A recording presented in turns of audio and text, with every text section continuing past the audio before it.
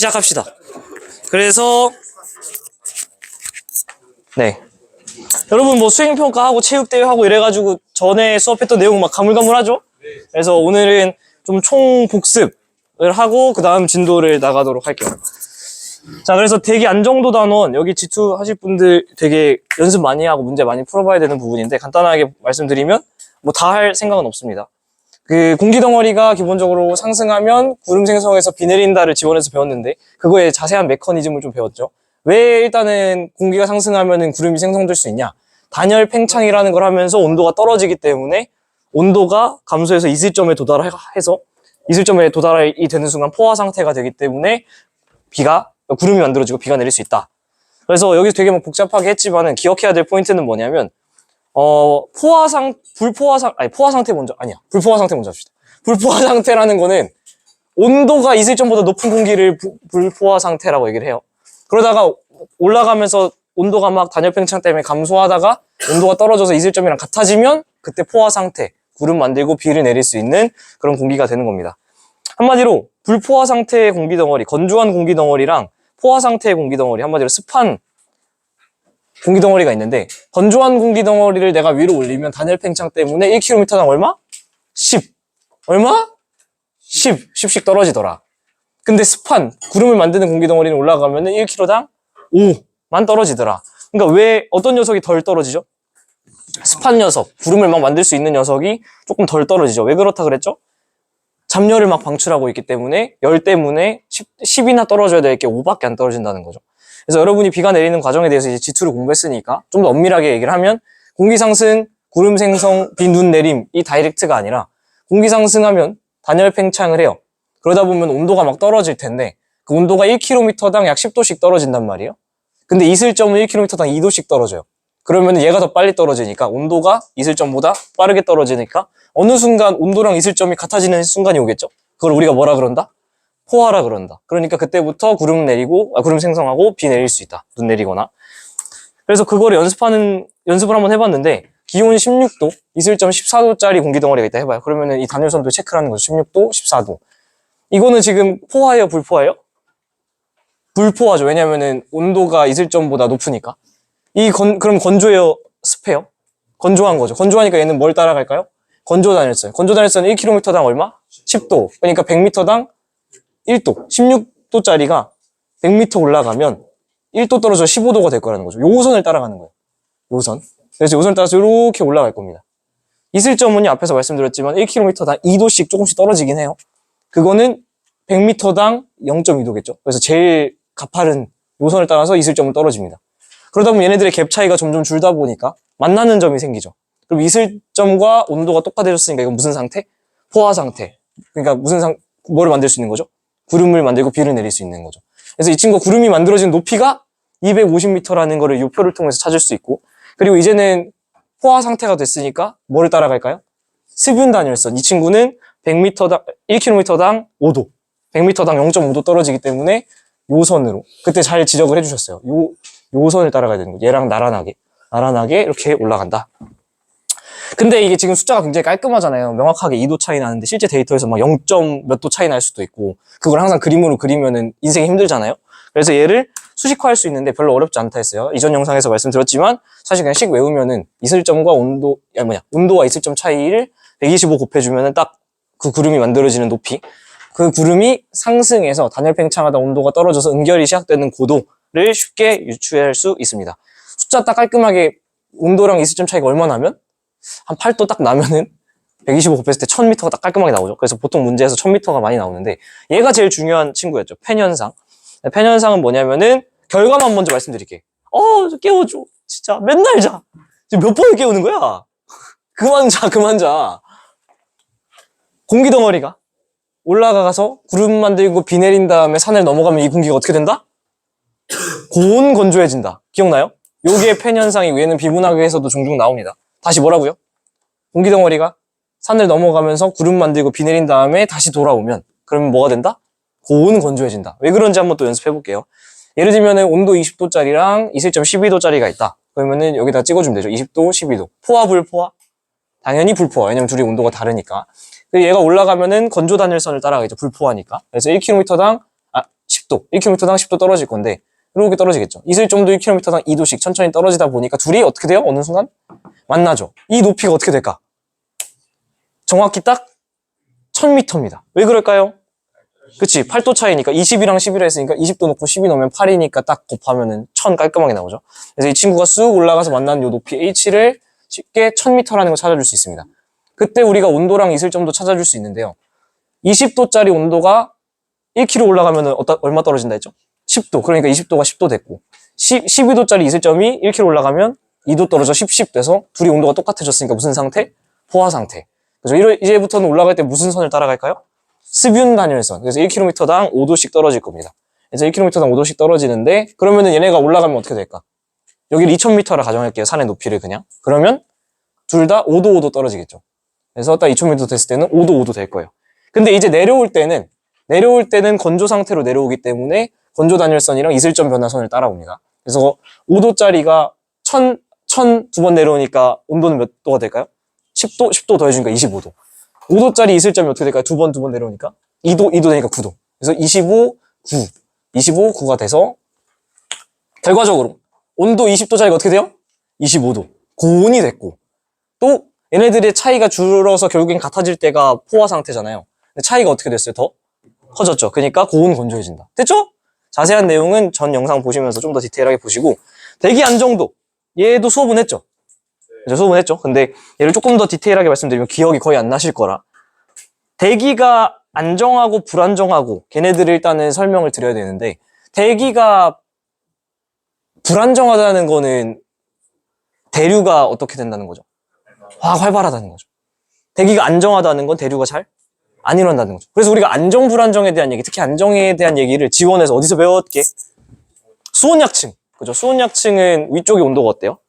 위쪽의 온도가 높잖아요. 아래쪽은 쭉 떨어져가지고 낮죠, 온도가. 그럼 위쪽은 밀도가 작고 아래쪽은 밀도가 크잖아요. 그러니까 이 친구는 섞일 이유가 있어요, 없어요?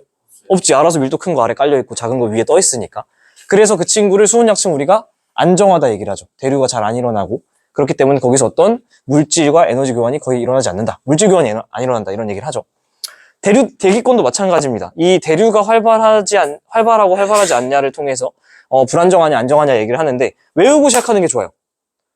하나 잡으세요. 그냥 뭐 안정을 잡을지 불안정을 잡을지. 저는 근데 보통 불안정을 잡는데 대기가 불안정할 때는 우리가 앞에서 배운 단열 감률보다 기온 감률이 큽니다. 기온 감률이 크면 어떻다고요? 불안정하다. 기온 감률이 크면 어떻다고요? 불안정하다. 기온 감률이 크다는 거는 내가 올라갈 때 온도가 확 떨어진다는 거예요. 그런 대기를 우리가 불안정하다고 해요. 이해되시죠? 얘를 외워놓는 게 편합니다. 한번 해볼게요. 중립은 뭐 거의 잘 안 나오니까 건조 단열선, 이 점선 먼저 볼게요. 지표에서 약 15도짜리 공기 덩어리가 있는데 이 친구는 1km 올라가면 얼마 떨어질까요?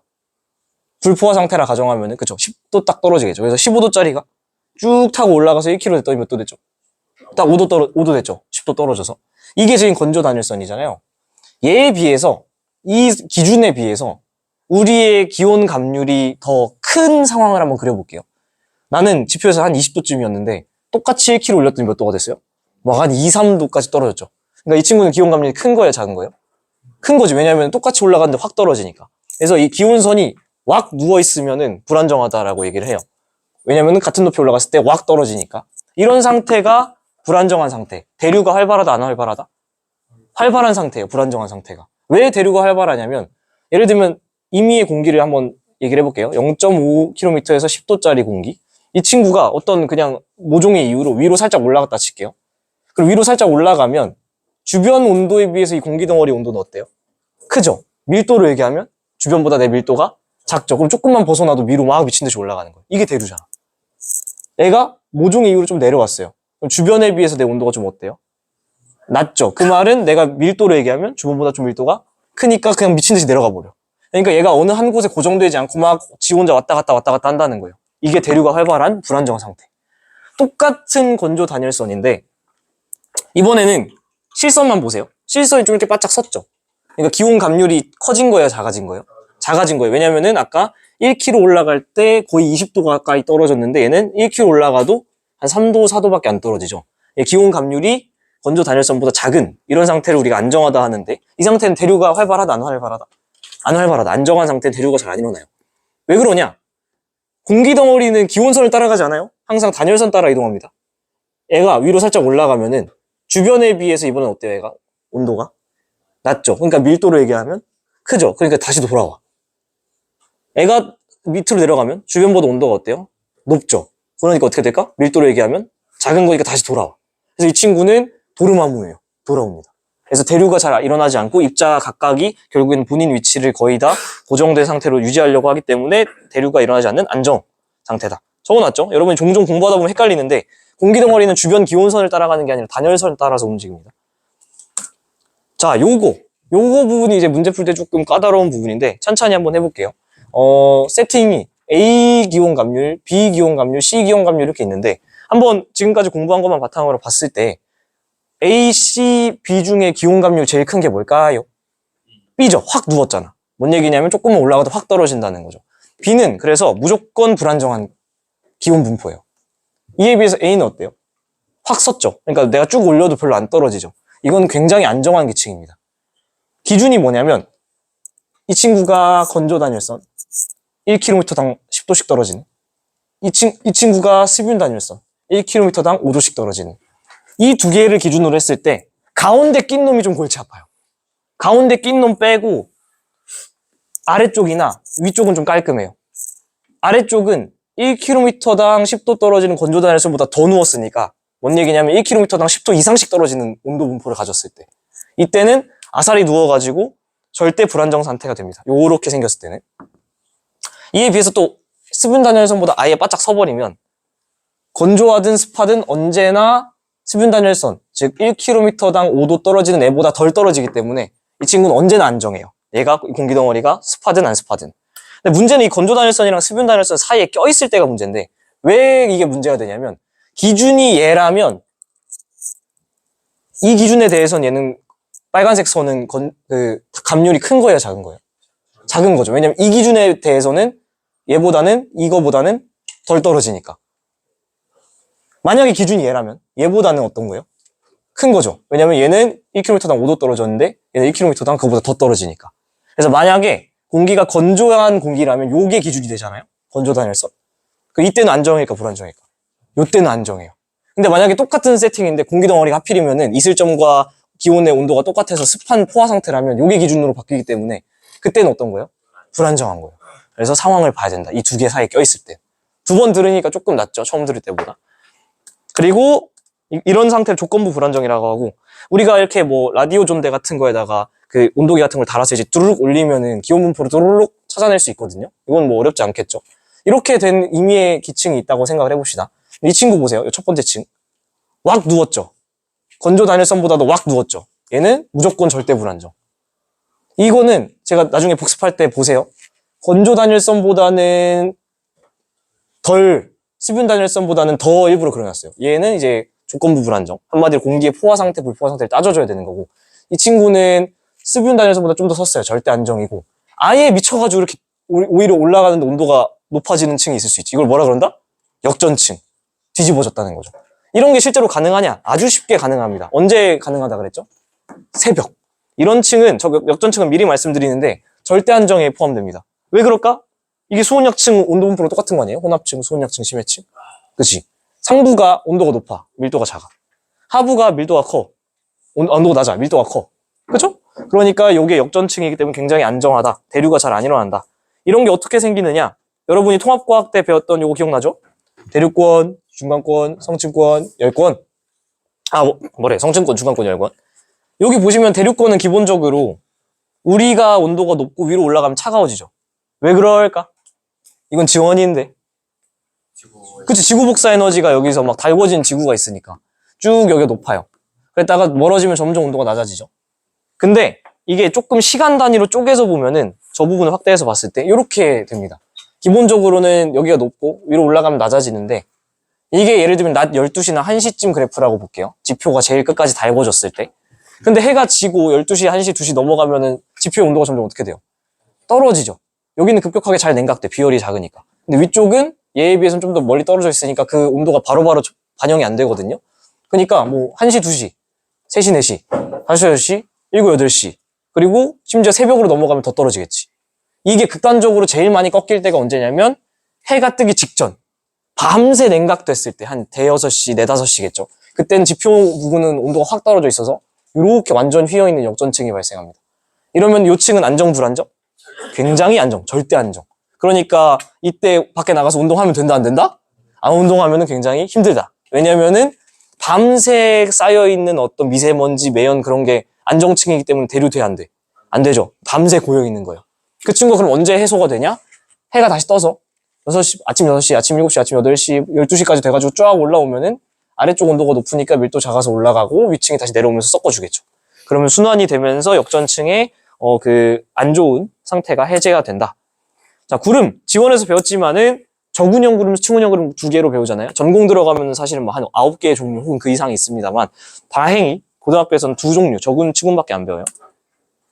저군과 층운형 구름이 뭐가 다르냐면 딱 하나밖에 다른 게 없어요. 모든 조건이 똑같을 때는 그거를 관측하고 있는 기온이 어떻게 생겨 먹었느냐가 유일한 변수입니다.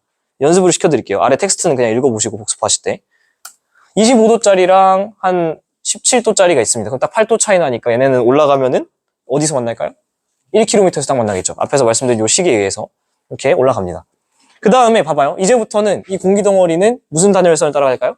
그치, 습한 이제 포화 상태가 됐으니까 습윤 단열선을 따라서 올라갈 건데 어디까지 가냐면 심플하게 내가 주변보다 밀도가 작을 때까지만 올라갈 수 있겠죠. 외력이 없으니까.